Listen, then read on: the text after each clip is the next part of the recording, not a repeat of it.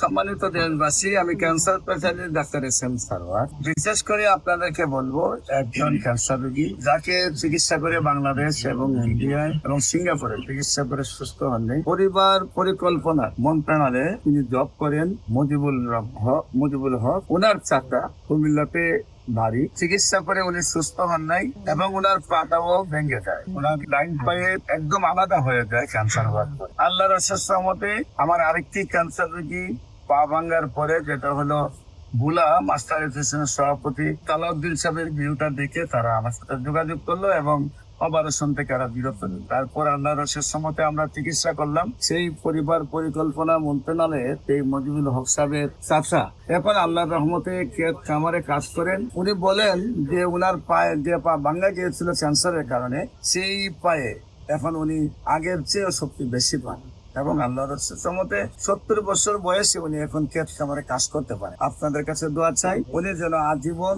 মৃত্যুর আগ পর্যন্ত ক্যান্সার থেকে মুক্ত থাকেন, আল্লাহ সুস্থ রাখেন। সব দেশবাসী দোয়া করবেন যারা আমাদের এই ভিডিওটি দেখতেন। বিশেষ করে ক্যান্সার, কিডনি, থ্যালাসেমিয়া, এইডস রোগ মরণ বিধীন হয়, সম্পূর্ণ সুস্থ হয়। প্রয়োজনে স্ক্রিনে দেওয়া নম্বরে যোগাযোগ করুন। সবাইকে ধন্যবাদ। আসসালামু আলাইকুম ওয়া রাহমাতুল্লাহ।